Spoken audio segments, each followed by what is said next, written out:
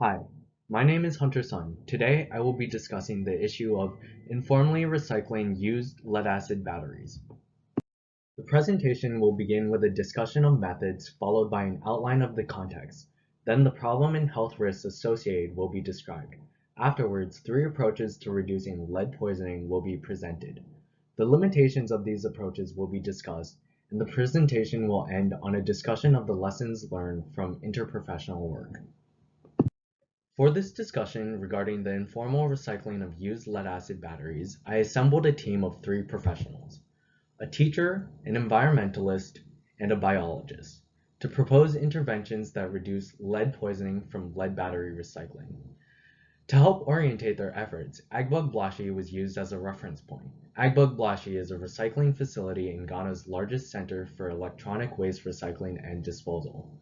As an electronic waste recycling facility, it is important that Agbug Blashi is able to cope with the recycling of used lead-acid batteries.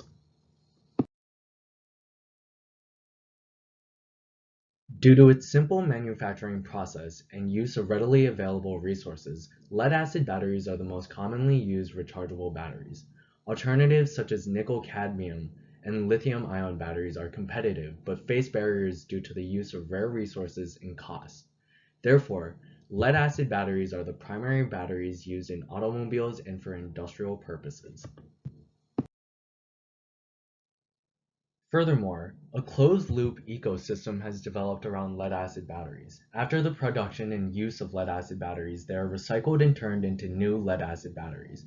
According to a study conducted by the Battery Council International, 80% of new lead-acid batteries are created using recycled material.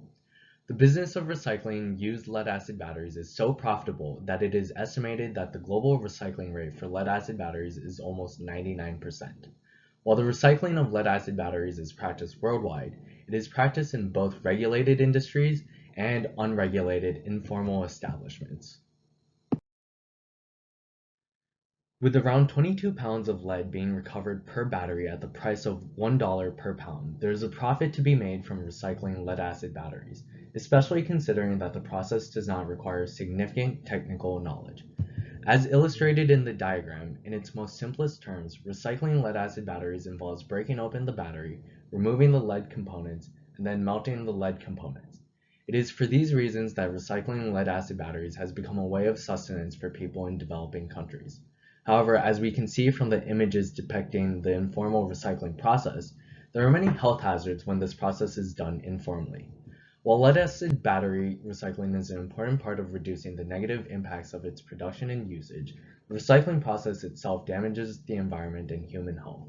Without adequate standards or when regulatory controls are inadequately enforced, even established recycling facilities can cause significant damage. Thus, we see that developing countries are significantly impacted by informal and unregulated lead-acid battery recycling.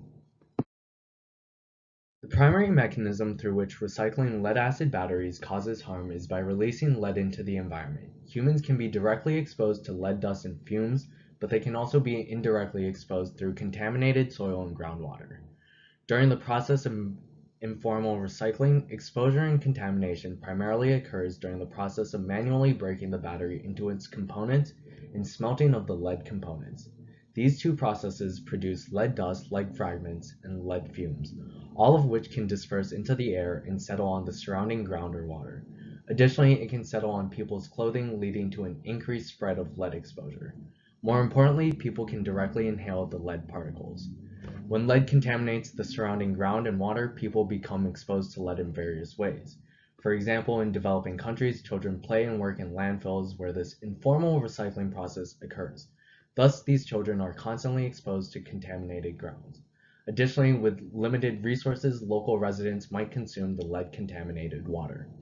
Exposure to lead is significant in informal settings where workers are untrained, there are inadequate protective equipment, and there are no controls for any of the pollution released.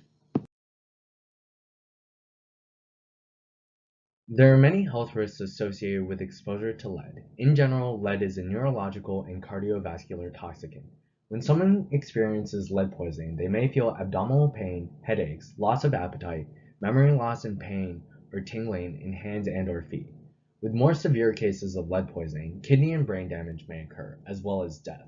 Long-term exposure may lead to increased risk for high blood pressure, heart disease, kidney disease, and reduced fertility. However, the true public health risk from lead exposure is its impact on children. Children are more strongly impacted by exposure to lead than adults. First, children absorb 4 to 5 times more of the lead that enters their body. Second, children experience a higher relative intake of lead from contaminated air, food, or water. Third, children have risky behavior that increases lead exposure. For example, children who play in landfills where informal lead acid battery recycling occurs are at risk of lead exposure because of their hand-to-mouth behavior. When playing in an area contaminated with lead dust, children are more likely to accidentally ingest lead particles. Additionally, children experience a greater negative health impact, such as neurological damage at higher levels due to their still developing bodies. The long-term effects of children being exposed to lead is devastating. Not only is their long-term health affected, but their life outcomes are also severely impacted. As a consequence of childhood brain and neurological damage, reduced intelligence and lower educational attainment can occur.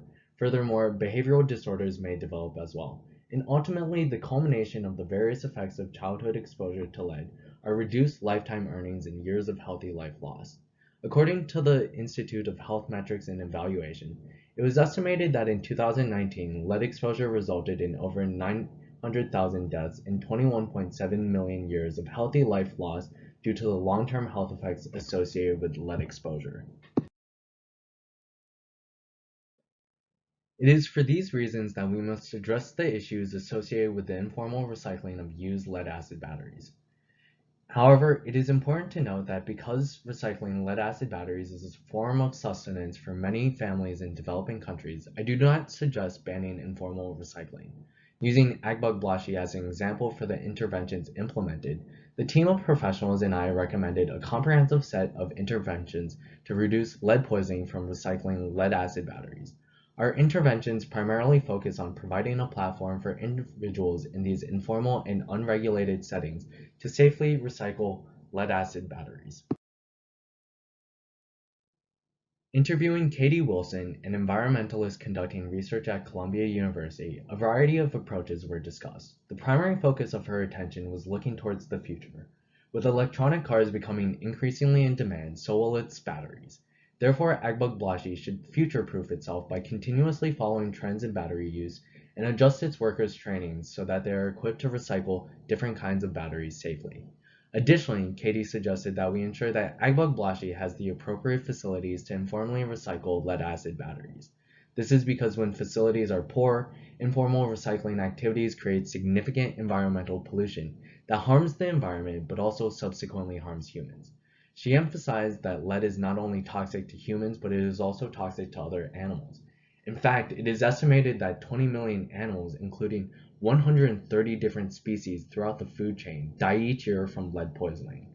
Not only are animals affected, but so are plants and microorganisms, like phytoplankton. In essence, lead damages the environment by disrupting parts of the ecosystem. We cannot ignore this damage to the environment because humans are affected by a contaminated environment. For example, humans might drink groundwater contaminated by lead. As such, Katie made it a point to suggest that protecting humans from lead poisoning also involves protecting the environment from lead pollution. Therefore, it is suggested that recycling facilities like Agbogblashi are updated to include the necessary facilities and policies required to control the overall pollution created by informal recycling activities. For example, cleaning water used in the recycling process is important so that it is lead-free before it is disposed of into the environment. Or, for example, having proper ventilation systems to prevent the spread of airborne lead. An example of a policy that should be implemented is for workers to wash and change clothes after work so they do not carry lead dust and particles to their homes and environments beyond the recycling facility. To further focus on the Agbogblashi community, Junior Salazar, an elementary school teacher, focused on education as a form of prevention and isolation.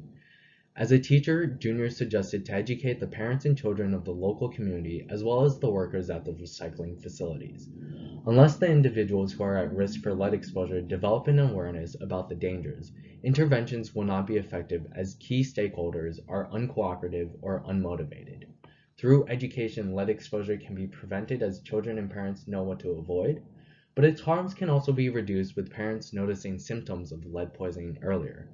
The second step recommended by Junior was isolation, more specifically, creating lead-free playgrounds and parks for children so that the informal recycling activities are isolated away from them. Additionally, it would be ideal for the recycling facilities to be located outside of a residential or heavily populated location. Another recommendation was to enhance educational interventions that can offset the neurological effects that lead has on children's development. Educational programs such as mentoring programs, specialized education services, as well as counseling services should be provided to children exposed to lead so that they can achieve a better education and cope with the difficulties they experience from lead exposure. On a grander scale, attempting to address things from a policy perspective, Jill, the biologist, suggested conducting an ethical study comparing the health of individuals who informally recycle lead-acid batteries and the health of individuals who informally recycled alternative batteries such as lithium-ion batteries. A study like this could provide a wealth of data that may influence regulation policies on which kinds of batteries are allowed, according to the health impacts from informally recycling these batteries. This is because we know that the act of informally recycling these batteries will occur. Therefore, we need to make it as safe as possible. When assessing the approaches suggested, there are a few limitations to consider. Primarily, money. From the environmentalist approach, in order to ensure that the recycling facilities are up to standards, a large investment will be required.